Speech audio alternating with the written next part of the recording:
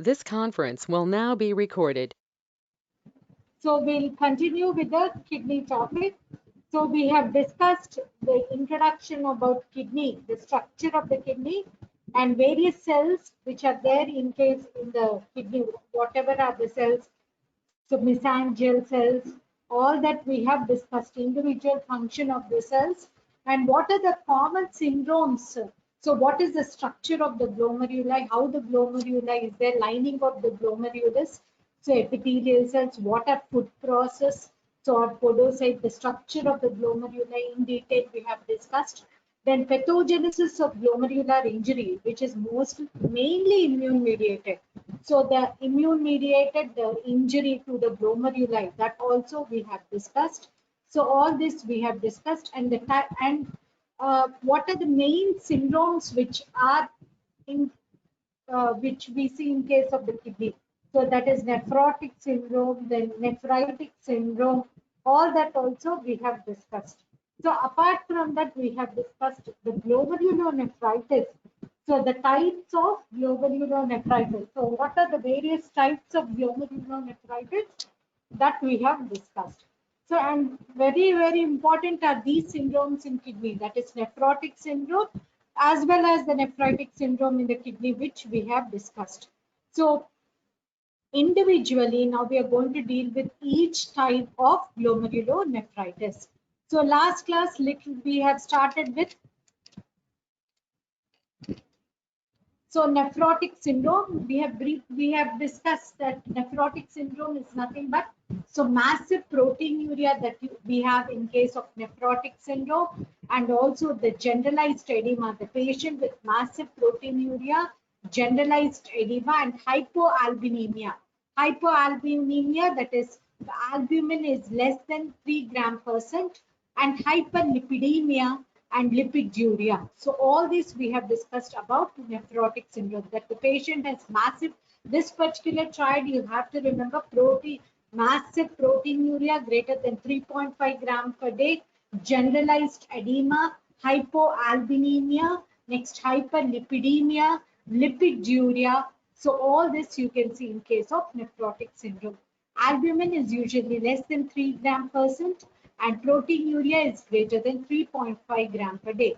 And the patient does not have hematuria or hypertension or azotemia, those which are associated with nephritic syndrome, hematuria, azotemia, and hypertension, which are associated with nephritic syndrome. Now, why you have nephrotic syndrome, that also we discussed.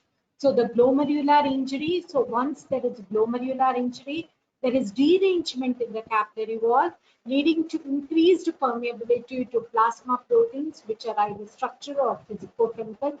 Patient having massive proteinuria, so that is heavy loss of protein, and also hypoalbuminemia, so that is, and because of that there is reversal of albumin and globulin ratio. Because of this massive proteinuria, there is large amount of loss of albumin. So, and there is reversal of albumin and globulin ratio. So patient is having hypoalbuminemia, loss of osmotic pressure, and accumulation of the fluid in the interstitial space. So drop in plasma volume. So once there is loss of osmotic pressure, what will happen? There is decreased or diminished glomerular filtration rate, and once there is decreased glomerular filtration rate and loss of osmotic pressure, fluid accumulation in interstitial space as a compensatory mechanism. So by the kidney, what happens? There is retention of the salt and water. So retention of the salt and water leads to massive edema or anasarca.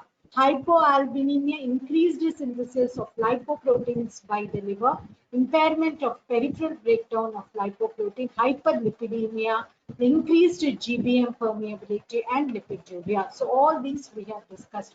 So we have discussed about massive proteinuria, hypoalbuminemia, hyperlipidemia. Why hyperlipidemia? Because of increased breakdown of lipoproteins by the liver.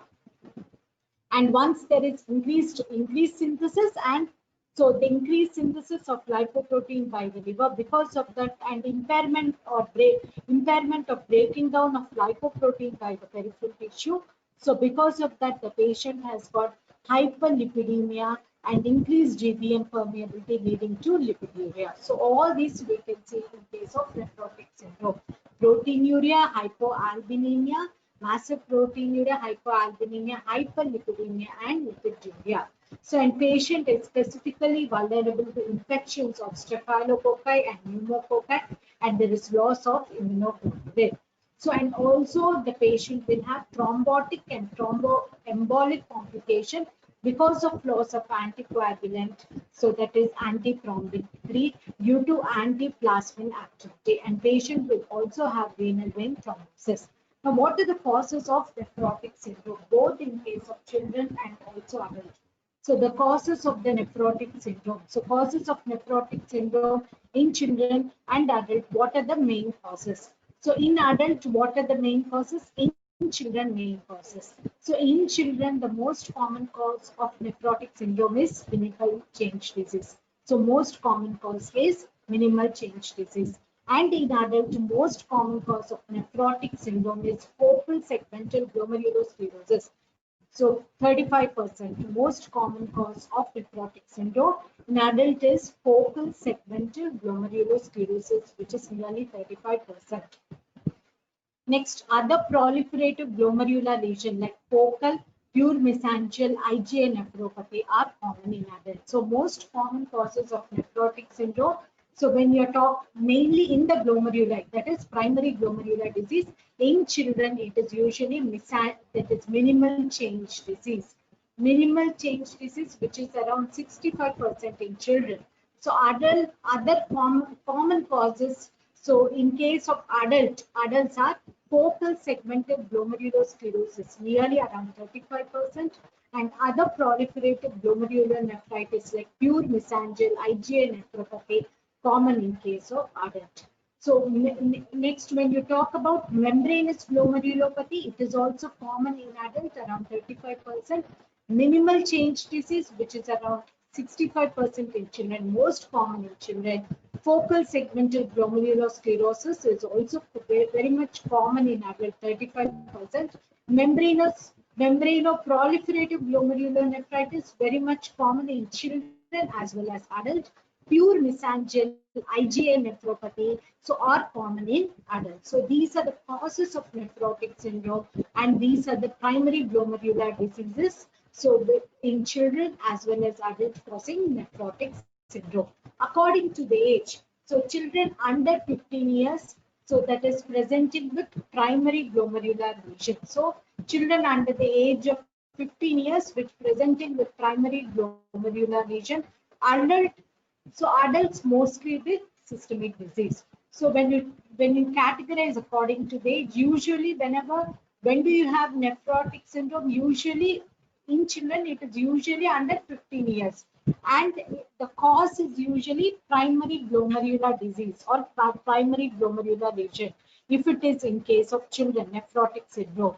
And nephrotic syndrome, if it is seen in adult, it is mostly associated with systemic diseases. Very, very important. In children, it is usually primary glomerular lesion which is causing nephrotic syndrome. For example, minimal change disease. But in adult, it is mostly systemic diseases which are causing nephrotic syndrome. So primary glomerular lesion in children causing nephrotic syndrome are minimal change disease.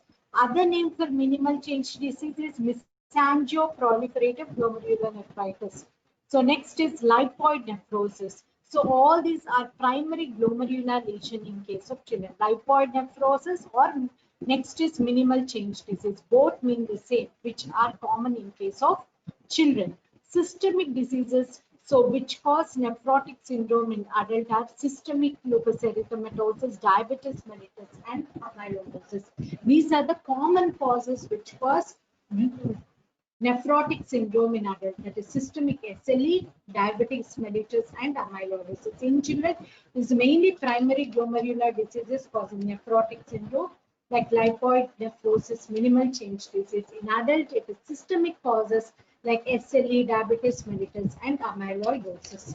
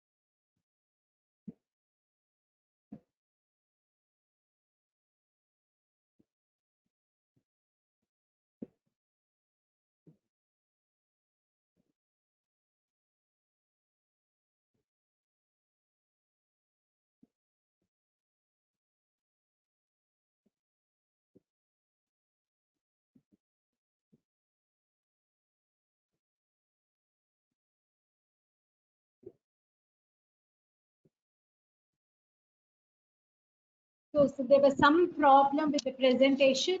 So we will continue. Okay. So are you able to hear me?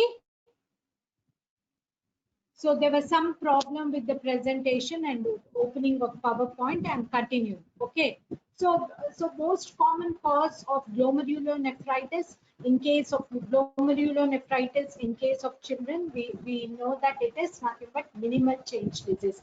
I've also said the other name for minimal change disease is nothing but lipoid nephrosis. So this is most common cause of glomerulonephritis in children, and any children presenting with nephrotic, inevitably with nephrotic syndrome, it is nothing but the common cause is nothing but minimal change disease. So any child who is presenting with nephrotic syndrome, the most common cause is nothing but minimal change disease. It is nothing but a primary glomerular disease. So most common cause of nephrotic syndrome in children is nothing but minimal change disease or lipoid nephrosis. Why it is called lipoid nephrosis?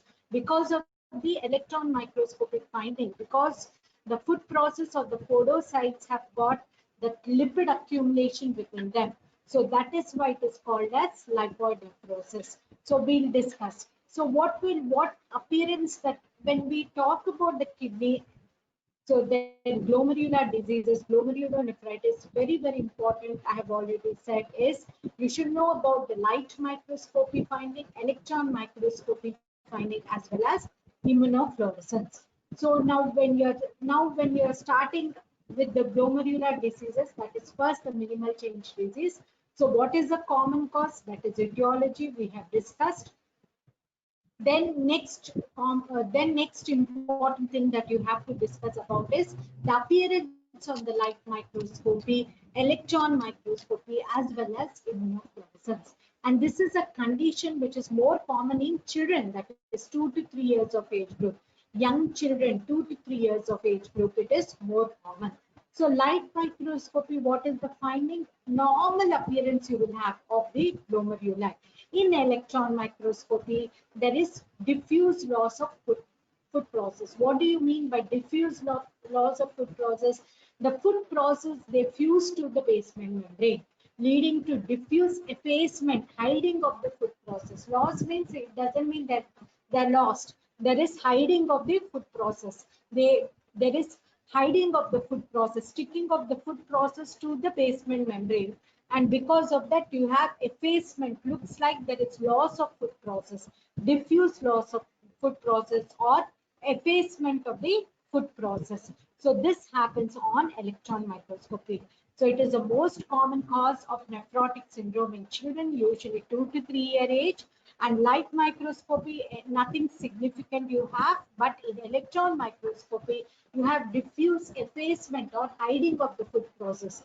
So the food process stick to the basement membrane, and it appears as though there is loss of food process. It doesn't mean they're lost.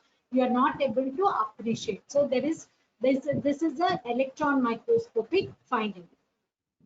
So what is the pathogenesis? Very, very important. What is the pathogenesis here? So it is the most common etiological factor in case of minimal change disease is nothing but viral infection. So respiratory tract infection, viral infection. So associated with atopy and viral infection. So most common causes viral infection and present as respiratory tract infection. And here you do not have any immune injury or immune complex mediated injury, or you do not have anti-glomerular basement membrane antibody formation. But what you have, the pathogenesis here is epithelial cell injury. Injury to the epithelial cell. Very, very important. Injury to the epithelial cells.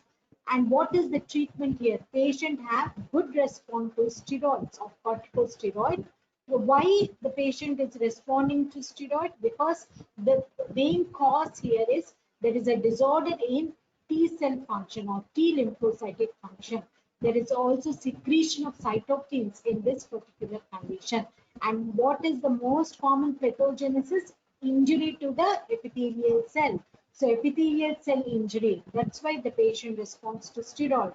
And there is loss of glomerular polyanionic molecules. So whatever anionic molecules are there, they are being lost.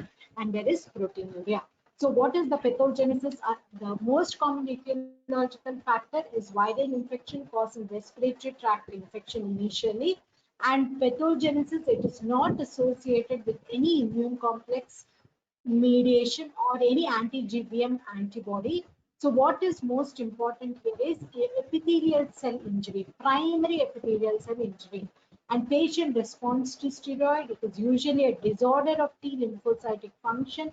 Secretion of cytokines occurs here, and there is already, you know, that epithelial injury, loss of anionic molecules in the glomeruli, and there is proteinuria in this condition. So morphology, what do you see here? So when you cut the kidney, so what you have grossly, so gross and microscopy both are important. So when you cut the kidney in minimal change disease or lipoid nephrosis, what do you see? When you cut the kidney appears yellow in color. Why that yellowish color? Because it is full of fat. That's why the other name is lipoid nephrosis. So whatever epithelial cells, they're studded with the fat, and the kidney is full of fat.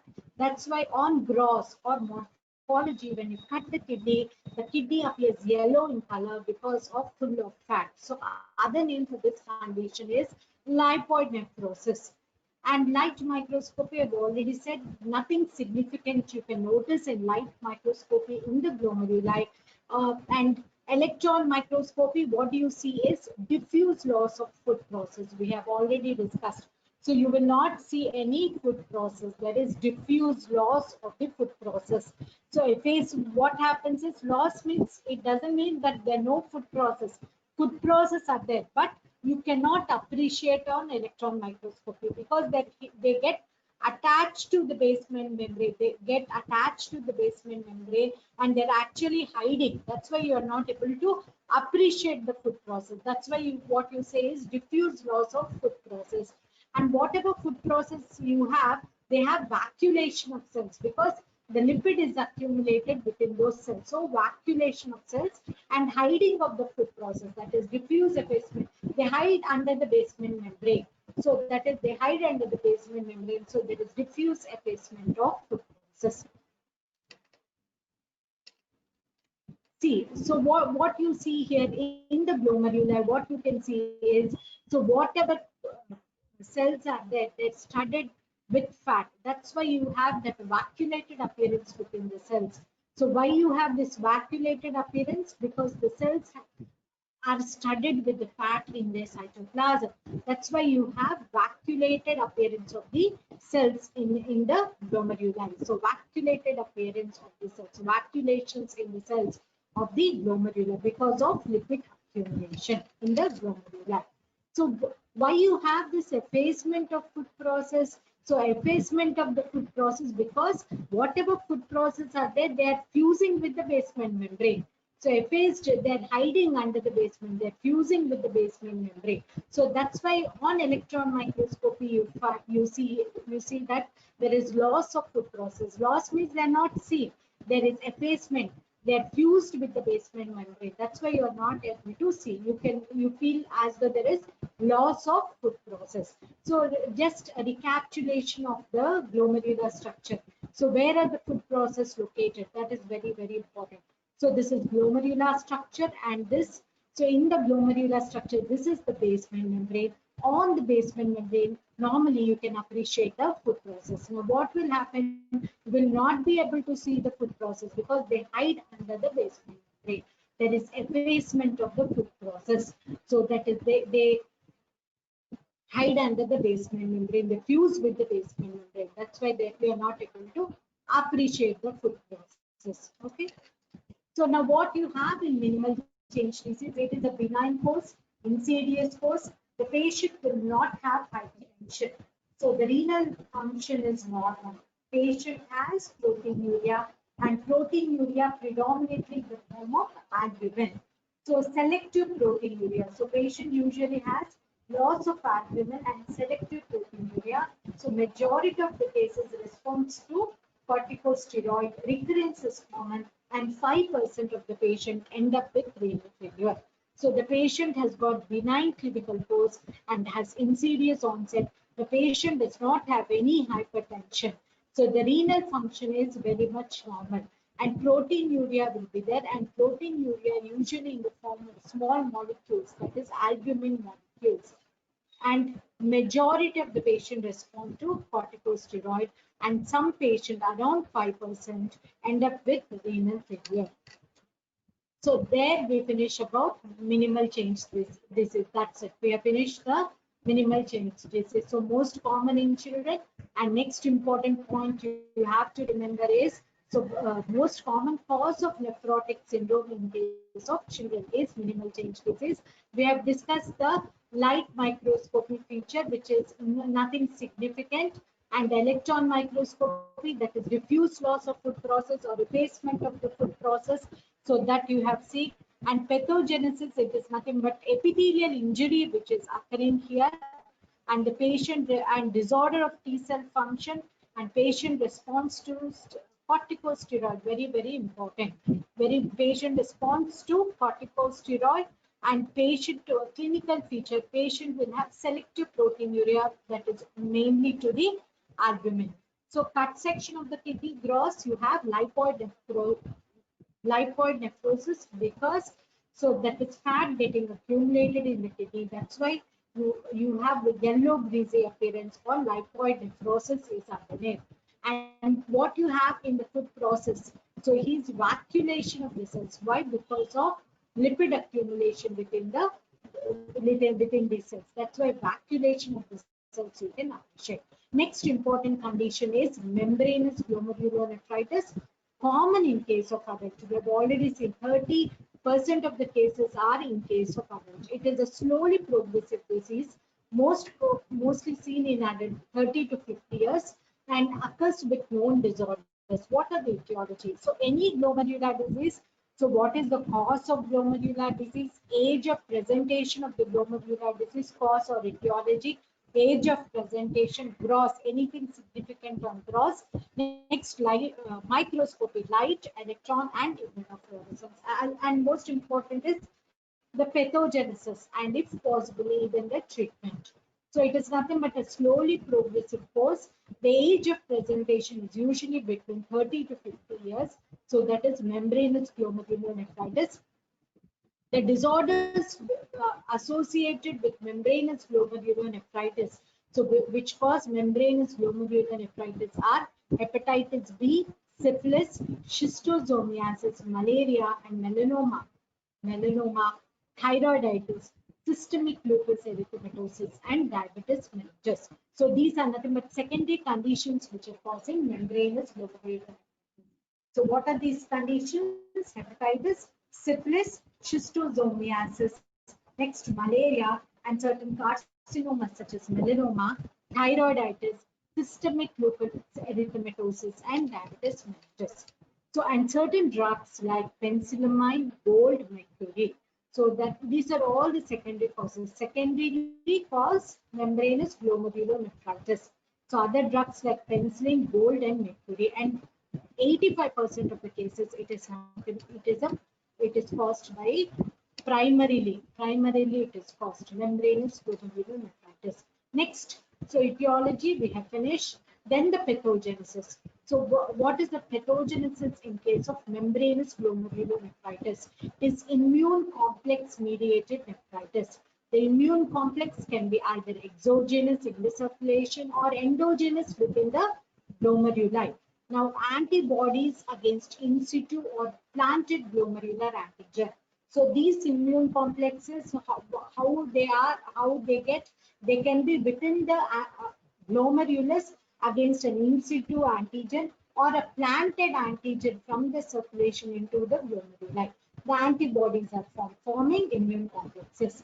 So what are the antigen associated? Nephrogenic antigen, which is linked to HLA histocompatibility locus, nephrogenic antigen. Other antigen is nothing but megalin antigen. So megalin antigen in conditions like Cayman nephritis. So megalin antigen, antibody against megalin antigen, for example, in Cayman's nephritis, and could be autoimmune. That is antibodies to renal autoantigen. So it can be due to an autoimmune condition. Autoimmune condition means what? So antigens are produced by the own organs. So for example, kidney has its own antigen to that antibody formation, leading to membranous glomerulonephritis.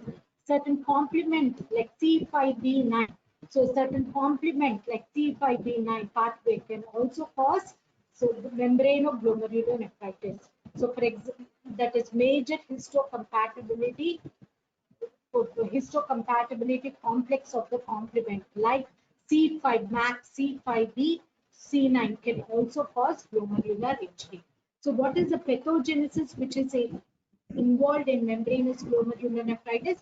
Mainly immune mediated, and the immune complex can be either exogenous within the circulation or endogenous within the glomeruli. So how are these immune complexes formed? So because of the antigens which are located within the glomeruli, that is in situ antigen or antigen which is planted to the glomeruli from the circulation. What are such antigen? For example, nephrogenic antigen, which is linked to HLA locus, histocompatibility locus, nephrogenic antigen. So one antigen. Another antigen, that is megalin antigen. So that is megalin antigen. To this antibody is formed. Example of this condition where you can have the megalin antigen is nothing but Hayman's nephritis.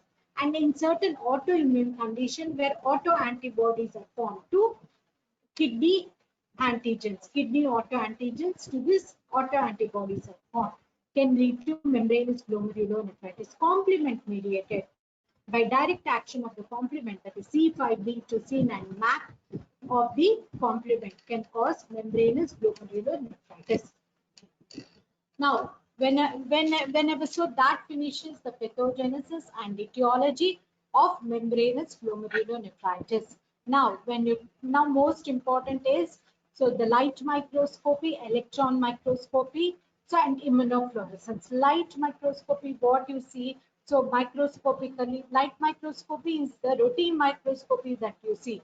Here you can see there is diffuse thickening of glomerular basement membrane, diffuse thickening of glomerular basement membrane on electron microscopy. What do you see here is subepithelial deposits along the GBM, glomerular basement membrane. So diffuse thickening of GBM on light microscopy. Electron microscopy, you can see that there are some epithelial deposits on GBM. These deposits are separated from each other by spikes.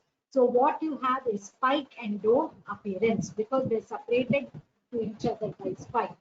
And most importantly, there is loss of food process in case of podocyte. The loss of food process in the podocyte. So diffuse thickening of glomerular basement membrane, you can see diffuse thickening of capillary wall with light microscopy. Finally, the glomeruli is hyalinized and sclerosed. So hyalinization and sclerosis of the glomeruli also you can appreciate. And immunofluorescence, what do you see? I've already said in immunofluorescence in kidney there are only two things, either linear deposit or granular deposit. What you have here is a granular deposit of immune complexes and the complement. So granular deposit you can see in case of immunofluorescence. So immunofluorescence you have granular deposit. So what all you have to remember in case of this particular condition, light microscopy, that is microscopically light microscopy, diffuse thickening of glomerular capillary walls. Electron microscopy, you have deposits which are subepithelial and in the form of spikes and domes. And here also you have loss of food process in the podocyte. So there are loss of food process in the podocyte, thickening of GBM, hyalinization of the glomeruli, sclerosis of the glomeruli, and immunofluorescence. You have granular deposits of immune complexes and complement. Granular deposits of immune complexes and complement. So you can see immunofluorescence. So they are appearing granular. So here you can see immunofluorescence. They are granular deposits of immune complexes on GBM. Granular. So in immunofluorescence. And here in case of light microscopy, what you can see is there is diffuse thickening of glomerular capillary wall. Thickening of the glomerular capillary wall. Thickening of the wall. with hyalinization, thickening of the wall that you can see. Here also there is thickening of the wall, okay, thickening of the wall that you can appreciate. Hyalinization of wall, granular deposit, and the foot process. The foot process, so the deposition, this is, so the foot process is, so subepithelial deposits. Here it is subepithelial deposit, subepithelial deposit on electron network. So this arrow, subepithelial deposit of the foot process, subepithelial. So this is endothelial cell, this is the basement membrane. On the basement membrane, you have the deposit. So it is subepithelial in the form of domes. So domes and spikes. So this is subepithelial deposit. This is granular deposit. Diffuse thickening of the glomerular capillary on light microscopy, electron microscopy, as well as immunofluorescence. So here epithelium with effaced foot process. Here also you have effaced foot process, but you can appreciate the foot process. It is not that is loss of foot process. Here there is fusion with the basement membrane, effacement with the basement membrane, but there is like what you had in minimal change disease, that is loss of foot process, like that you don't have here. Here it is only fusion of the foot process to the basement membrane, effacement of the foot process. But what you can see here is the deposits. What you can see here is the deposits, which are nothing but subepithelial deposits. Subepithelial deposits you can see in this condition. So this is epithelium, so subepithelial. So this is the basement membrane of the glomeruli. So glomeruli basement membrane is thickened. Thickening of the glomerular basement membrane. So thickened glomerular basement membrane, and the deposits, whatever deposits are there, they are subepithelial deposits above the epithelium, subepithelial deposits, and they are fused with the basement membrane. So what is the clinical picture of membranous glomerulonephritis? Insidious in onset without antecedent illness. So insidious, and proteinuria will be there. The patient will have proteinuria. Unlike in case of, so that is minimal change disease, proteinuria is nothing but non-selective proteinuria. Non-selective proteinuria, and there is no response to steroids. There in mesangial disease, there was a response to steroid and selective proteinuria. Predominantly it was albumin. Here it is non-selective proteinuria, no response to steroid, and globulins are also lost. So both albumins as well as globulins are also lost. So patient will have variable course, and 40% of the cases progress to renal failure in 2 to 20 years. So 40% of the cases progress to renal, that is renal failure in 2 to 20 years. So this condition is insidious in onset without any antecedent illness will be there. Whatever proteinuria when as compared to minimal change disease is non-selective, not just albumin. Globulins are also lost, and globulins are also lost. It is non-selective proteinuria. The course is variable, no response to steroids. Steroids also patient will not have any response, and 40% of the patient progress to renal failure in 2 to 20 years. So two types of glomerulonephritis, which are predominant causes of the nephrotic syndrome in children and adults. We have discussed in children. We have discussed about minimal change disease, etiological process, microscopy finding, gross finding, pathogenesis, and clinical post-treatment aspect. Similarly, in case of most common cause in adult, membranous glomerulonephritis, nephrotic syndrome, most common cause. What are the etiological factors? Pathogenesis, then light microscope, electron immunofluorescence, clinical picture, everything we have finished. So these two type of glomerulonephritis we finished. That is mesangial or minimal change disease or lipoid nephrosis we have finished. Next important thing we have finished is membranous glomerulonephritis. Next class, we will talk about membranoproliferative type of glomerulonephritis. Each type of glomerulonephritis, their clinical presentation, their findings are very, very important because each is distinct from other. So as we have already seen. So next is membranoproliferative, and anyone can be given as a short note question, or some things all together, 3 or 4 types of glomerulonephritis. For example, those type of glomerulonephritis presenting mostly with nephrotic syndrome, that can also be given like an essay. So you should know about each type of glomerulonephritis. Next class, we'll be talking about membranoproliferative glomerulonephritis. Thank you so much. This conference will now be recorded.